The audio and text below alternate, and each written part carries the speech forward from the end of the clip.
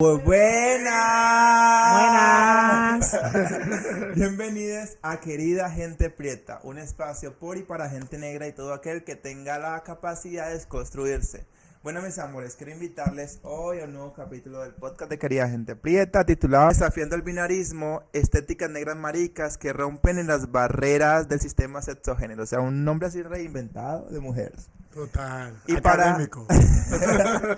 Y para eso traemos a una invitada, performer de República Dominicana, escritora, mujer biológica, Johanna Mijail. Asignada al nacer. Oye, qué gusto estar acá porque yo sigo el podcast y estar acá es como un lujo, Gracias. ¿viste? El lujo es nuestro, mi reina, el lujo es nuestro. ¿Qué onda? ¿A qué me invitaste? Cuéntame. Ok. Bueno, antes de introducirles sobre este babado, quiero primero que, por favor, gente, lo que yo siempre les digo en cada episodio, activen la campana, síguenos en redes sociales, @queridagenteprieta en Facebook, en Instagram, en TikTok, Gente Prieta en X, y pues la idea es que si quieren todos nuestros canales de Spotify, ya saben, YouTube y Apple Music. Y pues nada, mis amores, hoy estamos aquí hablando un poco de, bueno, sí, ¿qué tiene que ver esto con el sistema sexogénero? Esto cómo se conecta con las estéticas negras, cómo ha sido este proceso para poder conectar lo que tiene que ver como ser una travesti, ser una marica, produciendo, escribiendo, pero también como aportando una nueva visión, porque la estética negra simplemente no es algo físico, sino que también es en lo que tú muestras, en tu performance, en lo que escribes, en lo que produces. Y pues hoy vamos a introducir como, bueno, sabemos que el sistema sexogénero como sistema binario, pues como todo un gran babado, pero inicialmente quiero preguntarle como, ¿tú qué piensas de ese sistema sexogénero? Wow. ¿Qué decirte? El sistema sexogénero opera, digamos, desde una construcción, de una imaginación, primero normativa, en el sentido como más amplio de lo que implica eso, pero también desde la activación de representaciones de la blanquitud.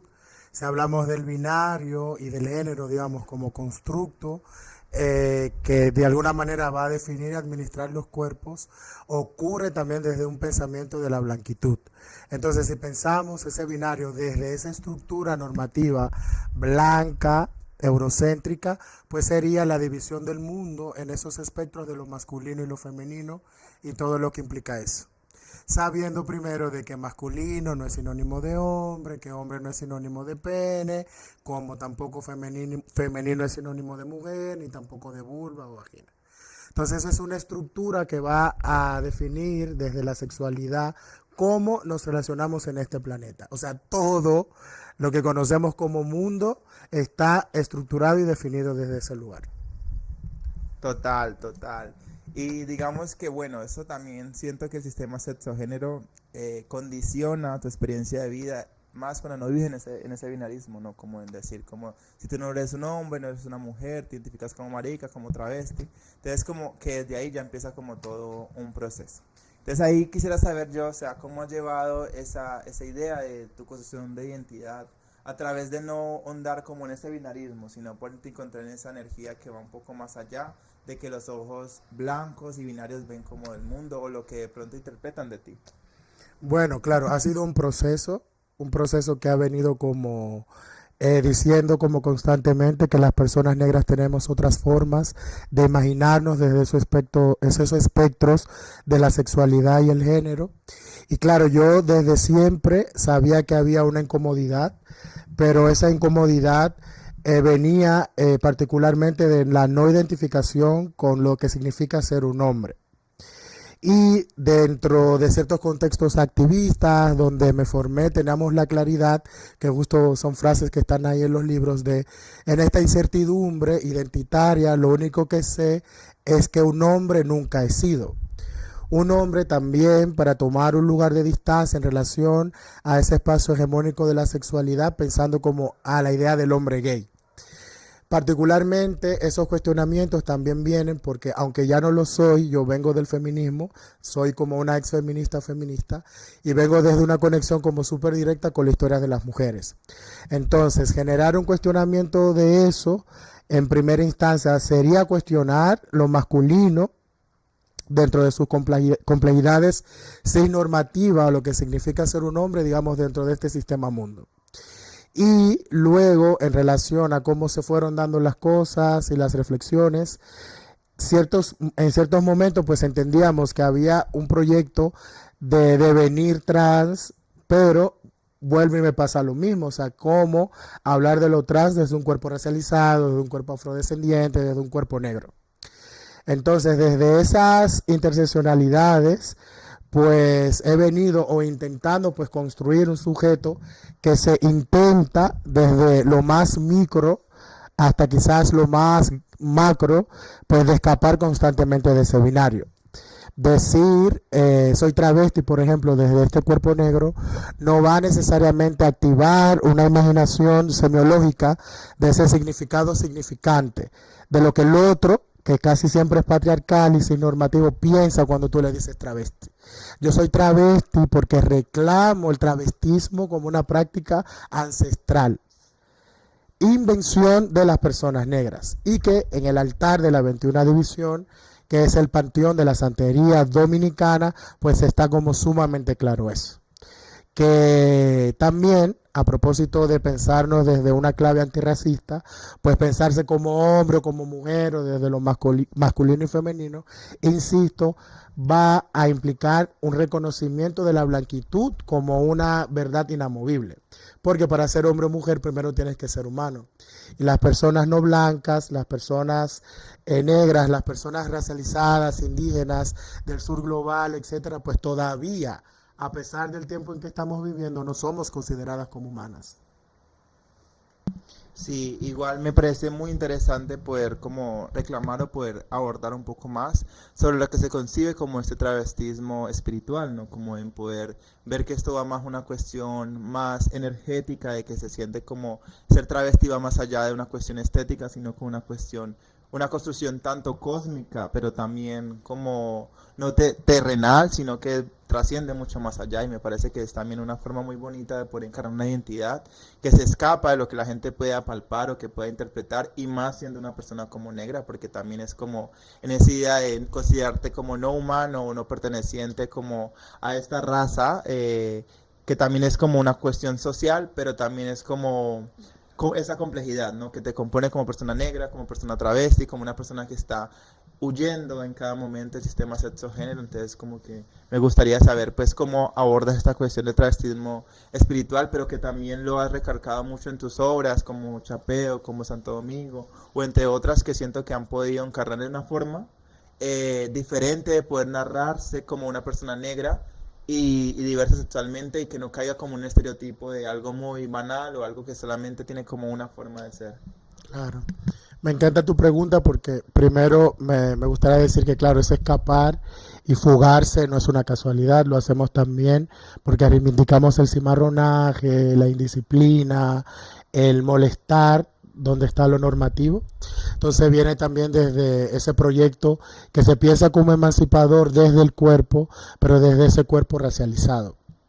Y en relación a cómo vincular eso a profundizar en vinculación con lo espiritual desde el travestismo, es una pregunta que yo también tengo y que yo he intentado de abordar a través de las reflexiones que yo he venido trabajando, sobre todo en textos como los que tú mencionas, Chapeo, que es una novela que yo publiqué en 2021 por una editorial mexicana que se llama Elefanta Editorial, y Santo Domingo is Burning, que es una publicación que en primera instancia hicimos allá en Santo Domingo con una editorial que se llama Catinga Ediciones, que es una editorial, la primera en República Dominicana, especializada en su intención de la publicación de personas negras, afrodescendientes, digamos, disidentes del sistema sexo-género. Entonces, ¿cómo relacionar todo esto? Porque hay que mencionarlo porque tiene que ver con un recorrido y con una, digamos, insistencia que se viene pues articulando desde hace tiempo. Entonces, yo me doy cuenta de eso pues cuando comienzo a leer a otras travestis no blancas que ya han dicho, por ejemplo, no sé, la Giuseppe Campuzano, la que inventó el Museo Travesti del Perú, cuando ella dice de que el sujeto travesti no es un sujeto que debe apelar en su reflexión o en su existencia únicamente al sujeto travesti. ¿Con qué me refiero a eso? De que lo travesti no implica únicamente lo relacionado con el cuerpo físico, y cómo decoramos ese cuerpo a través de la indumentaria, la peluca, el vestido, etcétera, etcétera. Una amiga a eso le llama como la estética de lo postizo, sino que también lo travesti implica una búsqueda de una discursividad. Y eso me pareció desde siempre como súper potente, porque yo creo que una de las grandes violencias coloniales que atraviesa como todos los sentidos en relación a lo creativo es la imposibilidad muchas veces de poder imaginarnos. Y para poder imaginar debe de haber una idea, y esa idea pues es discurso. Entonces, pensar ese travestismo desde una práctica discursiva implicará un cuestionamiento a lo que ya se conoce como travesti. Entonces, dentro de ese posicionamiento, pues, a través de la exploración performativa, no es que el maquillaje no esté, no es que la peluca no esté, sino cómo eso me funciona a mí. Allá en Dominicana, por ejemplo, que es un país muy travesti, todas andan con ese solazo y los pelucones, tanto las cis como todas las biológicas, para hacerlo con más humor para no dividir ahí, sino que todas están con los pelucones y el sol, pero no a todas nos gusta tener la peluca y no a todas nos gusta tener la peluca además con el sol. Entonces, ¿qué yo hago con eso en relación a evitar ese travestismo sin entrar, digamos, a una cosa que a mí no me implique o que yo no quiera hacer en ese momento? Entonces, pues voy al discurso, porque tendría yo que hacer una activación de esas representaciones de lo travesti cuando no me implican. Entonces ahí se inicia una reflexión en torno a eso. Por ejemplo, podría hasta pensarse como un gesto de autopreservación, esa posibilidad discursiva. Y como un lugar en tanto discurso que vaya a cuestionar el pacto hegemónico de lo transgénero. Porque para ser considerada una persona trans, una travesti, en este sistema mundo como está estructurado, pues tú debes de cumplir una serie de requisitos. Particularmente a mí no me interesa continuar, digamos, cumpliendo requisitos. Porque además de esos requisitos que ya están, tú deberías como poner siempre un plus de más. No basta con ser escritora porque te nazca, como lo han hecho otras. A propósito, personas blancas. Entonces tú como persona afrodescendiente, como persona negra, pues siempre tienes que poner algo de más. Y eso yo no me interesa en este momento. Entonces pensar esa reclamación de ese travestismo implicará preguntas que vayan en su potencia a generar una desestabilización de ese pacto cisnormativo, pero también de ese pacto sobre lo trans. Y la única vaina pues que yo he encontrado en ese momento pues es encontrar el altar, encontrar a las metresas como un lugar de evidencia de que no siempre o no solamente han existido hombres y mujeres. Ok, wow.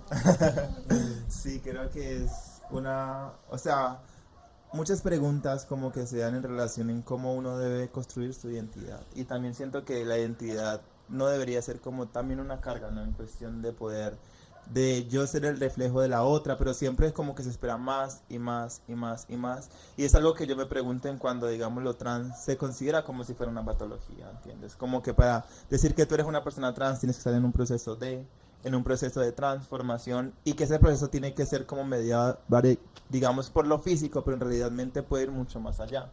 Una transición espiritual o también una cuestión más en reconocer en ti, digamos, esa energía que pueden habitar y que puede ser como diversas. Y creo que también van como estas ideas de no considerarse como el no binarismo, que también habla como de toda esta cuestión de no irse como al binarismo de género, que a veces de pronto como que también te lastima, ¿no? Estar guardándotela en cada momento, en que no se te note esto, que no se te note lo otro, y eso también de alguna forma siento que no aplica esa lógica para diferentes cuerpos, por ejemplo, digamos, como decir, ¿qué tan mujer puedo verme yo? ¿Cómo puedo encarnar mi feminidad? ¿O cómo puedo encarnar mi masculinidad?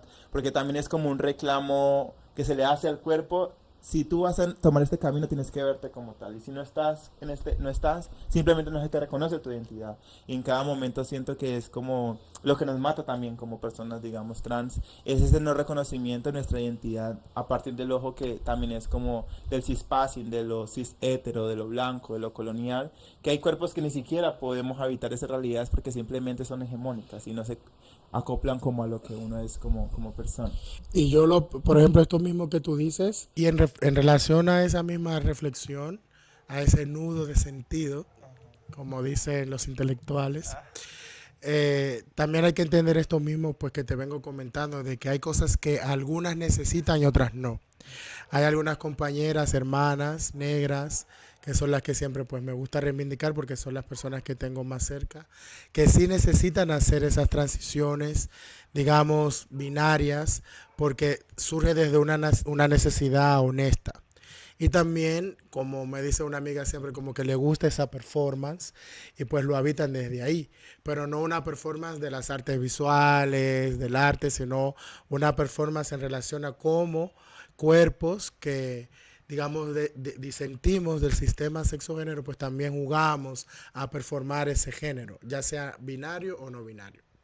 Entonces eso también está como súper importante siempre decirlo, porque nos permite pues también pensar algo que me gusta mucho, aunque quizás también es un poco así como manoseado el tema de esa sombrilla o esas experiencias trans que son diversas en todos los sentidos. Con relación a eso también me parece también interesante desde estas preguntas que vienen surgiendo de qué necesito, qué me interesa a mí pues entender y reflexionar dentro de esas complejidades, lo que tú decías en relación a la identidad. O sea, yo no quiero una identidad pues que me haga, digamos, esclava de esa misma vaina. Yo creo que la vida no es la identidad y que la vida constantemente está escapando a la idea de la identidad. Cuando una dice travesti o dice soy travesti, soy negra, más allá de una cosa esencialista, es una vaina reivindicativa de categorías que nos permiten a nosotras tomar posicionamiento frente a un mundo que te dice que tú no puedes existir siendo eso. Entonces eso también es potente, es político porque genera ciertos espacios, como me gusta decir a mí, microscópicos, de emancipación de nuestros cuerpos. Hay mujeres trans, negras, hay mujeres negras, diversas, pero también existimos travestis negras que no queremos ser mujeres. Total. Y desde ahí entender esto como tecnologías también como de resistencia. Pues ya hablando de esta cuestión de que tiene que ver como los cisgenerismos y el cispassing y demás, porque para quien sienta que es su realidad, lo vive y siente como necesidad y también creo que está bien, así como también las travestis que sienten que esa idea de no llegar o concebirse como una mujer también es como una cuestión totalmente política.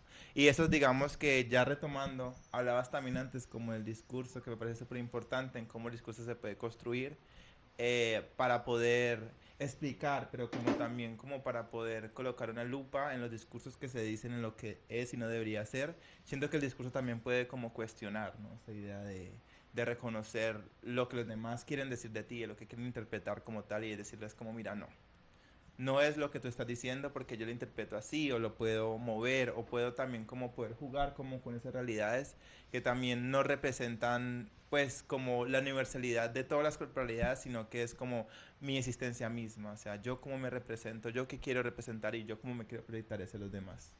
Totalmente. Y yo creo que ahí, digamos, posicionarnos desde estos lugares que hemos mencionado antes en relación a una reconexión con la espiritualidad, es más allá de, digamos, de la categoría mujer o la categoría hombre, o ese mismo binario, es cómo entendemos de que el viento, el río, el mar, que también son ancestros, no están estructurados desde ahí. O sea, también cuando una dice, soy una travesti negra que no quiere ser mujer, no es porque haya, digamos, un deseo de cuestionar la categoría mujer como espacio político, como espacio de la vida de ciertas personas, en absoluto, sino de que las conexiones que al menos a mí en este momento me interesan hacer están pues descontinuando esas representaciones de ese binario. y a través de la escritura, a través también de esos espacios cosméticos, a través también de la palabra, de cómo ese cuerpo aparece en la vida, pero también cómo aparecen los espacios artísticos.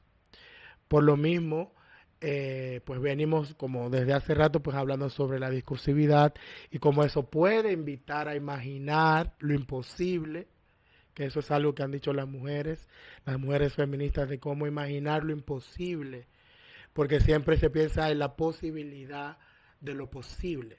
Pero cuando tú logras desestructurar eso, hay una comunidad que recibe una afectación y que puede vivir cierta emancipación, pero que no es una emancipación únicamente de, no sé, de la obtención de derechos, de acceso a, digamos, la legitimidad de tu existencia a través de los estados-nación coloniales, el pacto que el mismo estado-nación colonial tiene con la ciencia, con la medicina, con los sistemas jurídicos, sino de cómo tú te emancipas en relación a que tú estás acá y estás allá, pero eres tú misma, independientemente de la interpretación del contexto en el que te encuentres. Tú eres travesti porque lo decidiste y quieres subjetivarte desde ahí y generar una experiencia personal que puede continuar haciéndose en la medida de que tu deseo esté atravesado por eso, pero también tener el derecho a cambiar y sobre todo, y pienso aquí en Edward Glissant, cuando habla del derecho a la opacidad también. Total, y creo que ahí es como uno poder encontrarse y recogerse.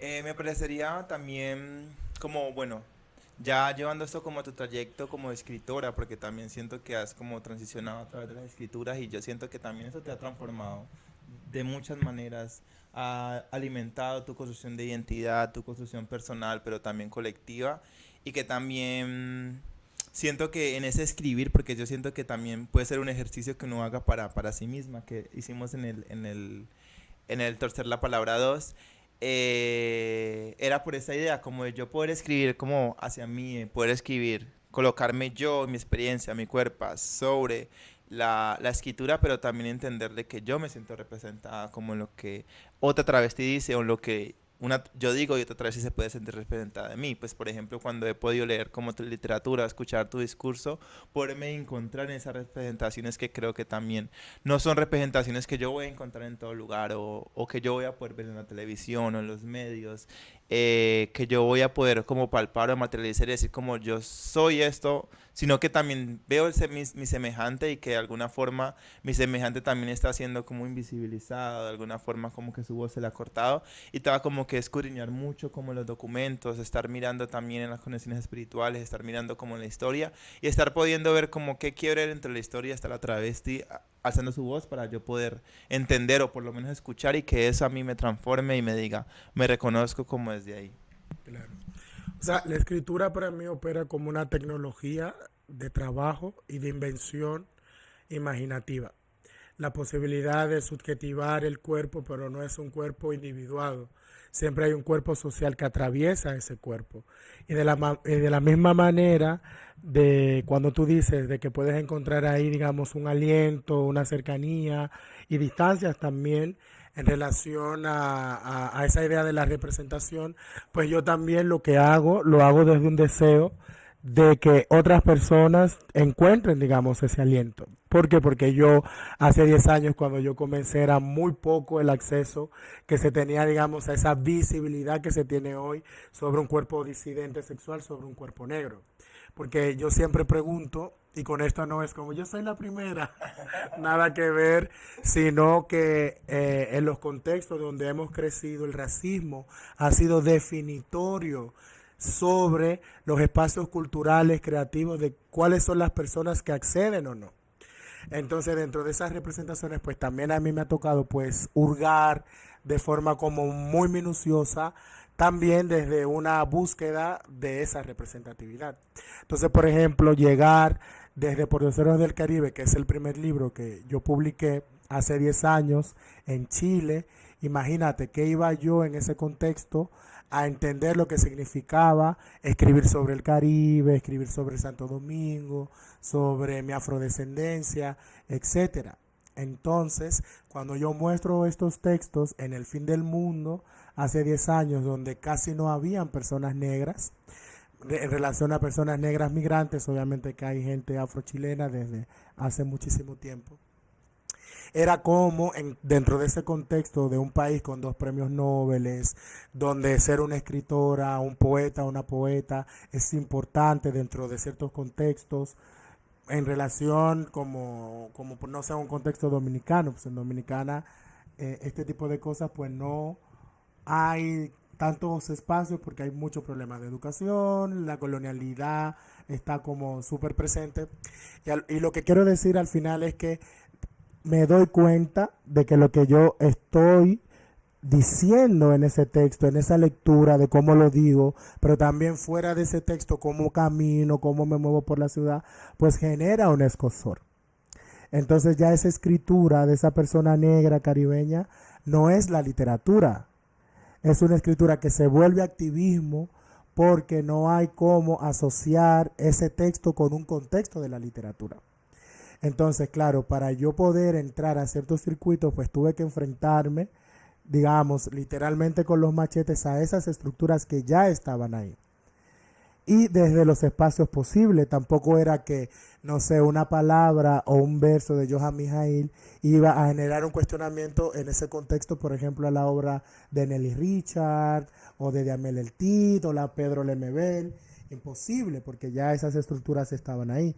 Pero ese cuerpo migrante también tenía derecho, digamos, a decir, a estar desde esa producción de ese conocimiento. Entonces esa literatura se vuelve activismo. Se vuelve un activismo de disidencia sexual. Estoy hablando de Porteros del Caribe y ahora estoy hablando de un libro que publicamos allá que se llama Inflamadas de Retórica, Escrituras Promiscuas para una Tecnodecolonialidad, donde ese libro es activismo puro disidente sexual. Entonces ya el cuestionamiento va directamente a un cuerpo que aparece en la portada desnudo, fotografiado por Paz Errázuriz, Premio Nacional de Arte en Chile, y además una fotógrafa importantísima para pensar el archivo de los cuerpos disidentes sexuales en Ayayala y en todos los lugares, las personas también en situación de salud mental, las personas del circo, etcétera.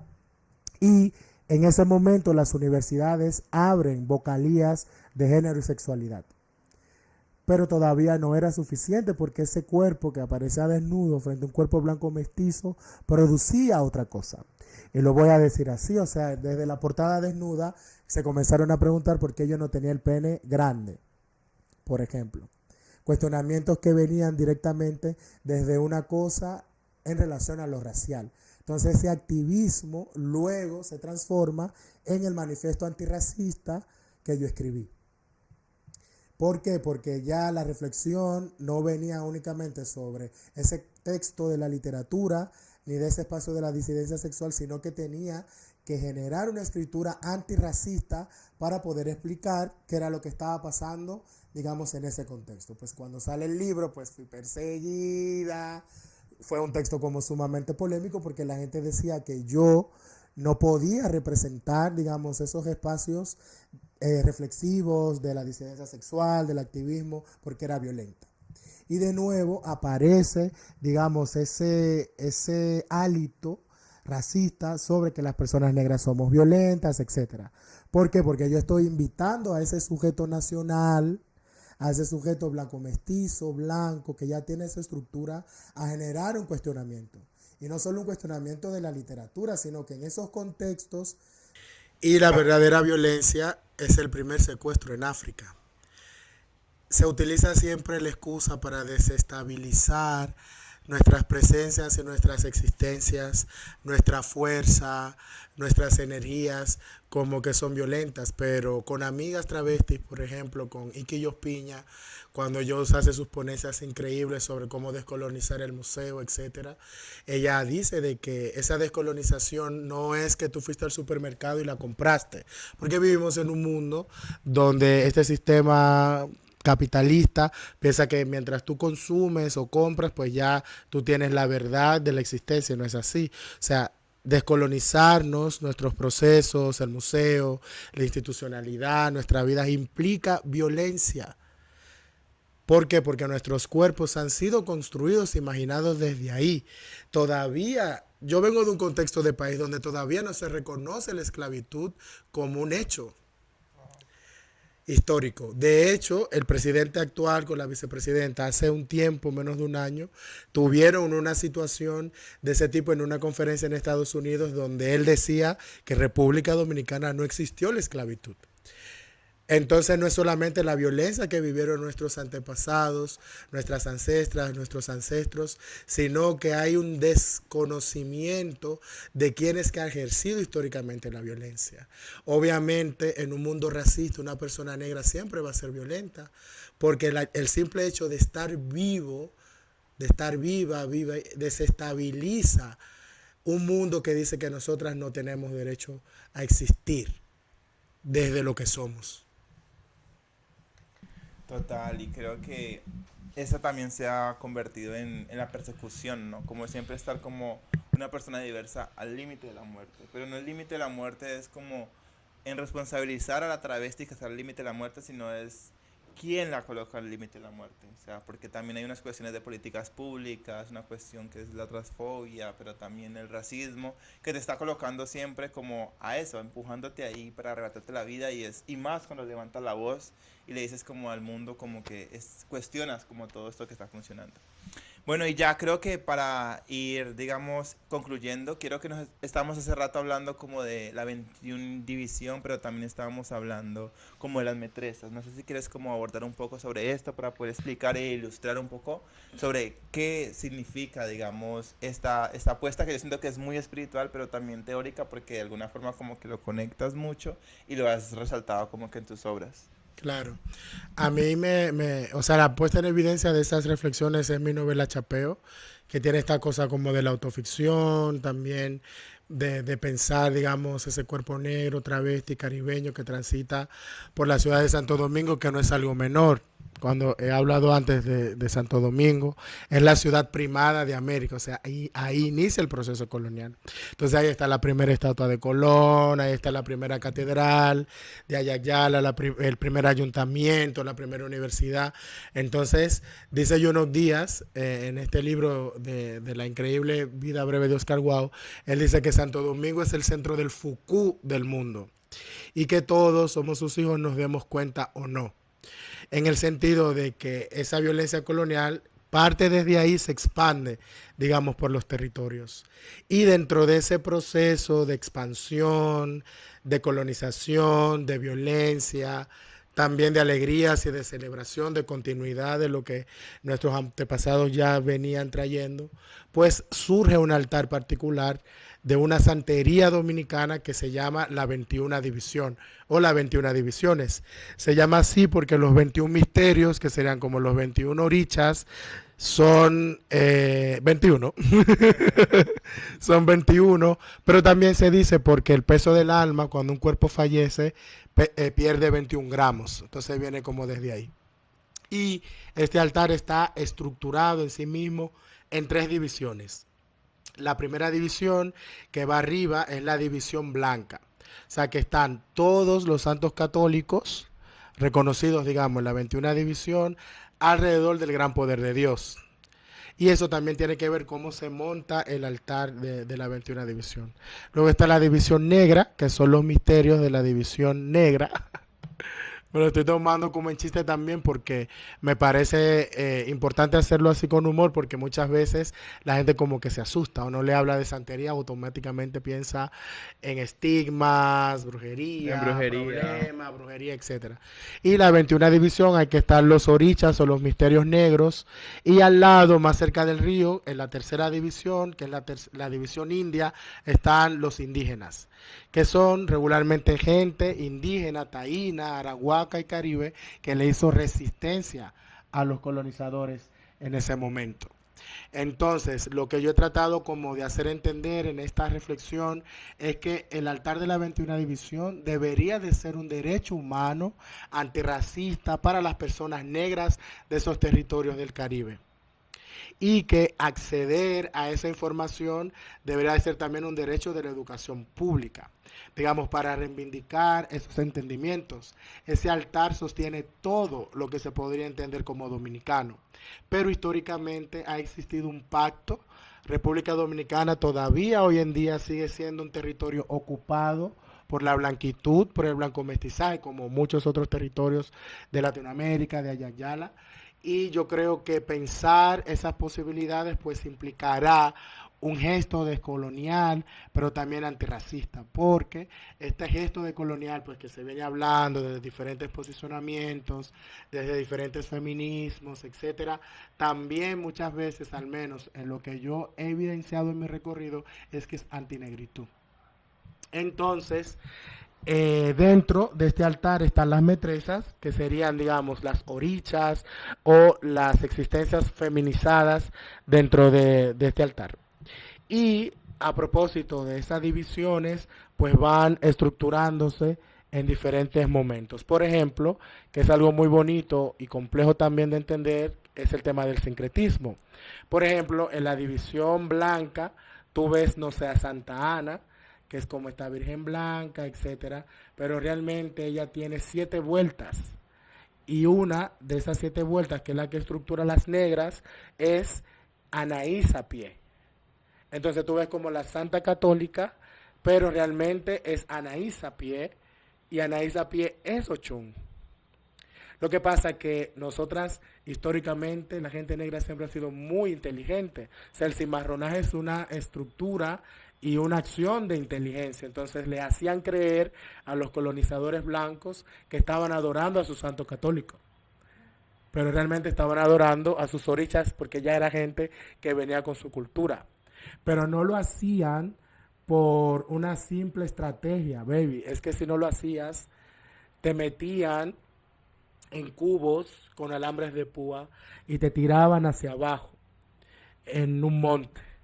Y luego de que tu cuerpo se quedaba vivo, estaba ahí todavía para poder ser torturado, lo ponían con hormigas o se lo daban de comer a los perros. O sea, cuando estamos hablando de esclavitud, no solamente estamos hablando de un trabajo forzado, etcétera, sino que estamos hablando de una masacre donde murieron millones de personas. Y por eso cuando una habla sobre venganza, cuando habla sobre una reparación histórica real, pues también lo hace pensando en lo que han vivido esas ancestralidades. Hay otra relación súper bonita con esto de las metresas a través de Santa Marta, que es mi madre espiritual.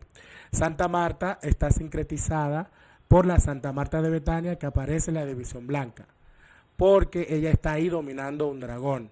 Pero Santa Marta, la dominadora, la negra, que es Filomena y también es la Lubana en África, ella está dominando la serpiente. Entonces la gente negra, esclavizada, les hacía creer que estaban adorando a su Santa Marta de Betania y realmente era Santa Marta dominadora.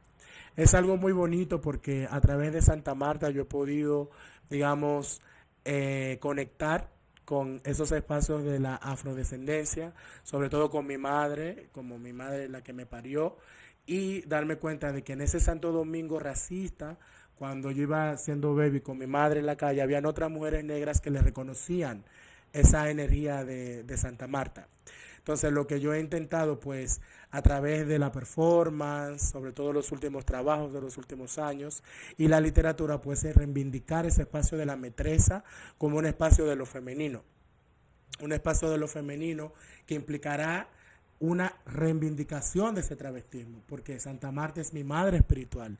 Y Jonis, busquen la imagen de Santa Marta, ese corset de metal y ese pelo así, no es cis por ningún lado.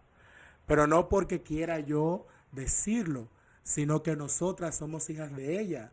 Y cuando vamos a las fiestas de Santa Marta, todas las que están ahí frente al altar o bailando la música de palo, son todas casi siempre travestis, negras, mujeres trans, negras y maricas femeninas. Entonces no es una cosa que yo lo invento a través de la literatura, sino que viene de un aprendizaje de estar relacionada con eso desde todo el tiempo. Entonces hay algo ahí potentísimo, siento yo, que puede, digamos, desestructurar lo que imaginamos desde la blanquitud en relación a lo trans y lo travesti. Wow, creo que son unas reflexiones que uno queda mami tiesa, pero también es muy, o sea, muy bonito porque también es poder reconocer esa espiritualidad y poderla encarnar y cómo esa conexión también es con nuestras madres también, porque también siento que tenemos madres espirituales. Las mujeres negras son las que sostienen estos grandes babados. Y bueno, ya creo que para ya ir cerrando, ¿qué tal si nos hablas de esos proyectos que se vienen, de digamos para que tenemos diferentes obras tuyas, o sea, como nos quieras comentar, cualquier cosa que digas como, bueno, ya, mis amores, vayan a seguirnos a estas páginas, colaboraciones que estás en proceso, entonces como quiero que les de esto, pues para que la gente también como que vaya de una a seguirte, a ver tu proceso, tus proyectos y demás. Bueno, primero agradecer la invitación, ya yo era fan del podcast y de todo lo que hacen.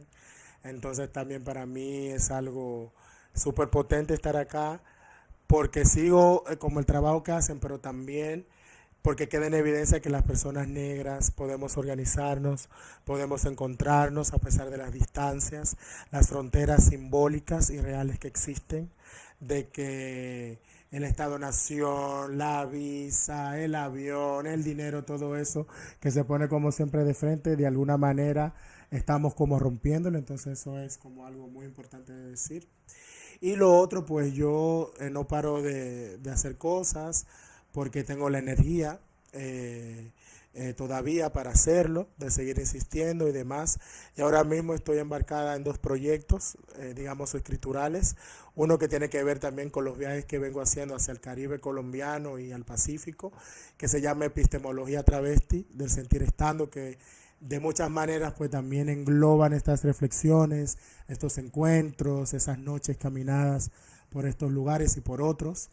Y es un trabajo que está ahí haciéndose y que implica, digamos, también una detención para seguir, digamos, armando esa novela que quiero como publicar, ya será para el próximo año.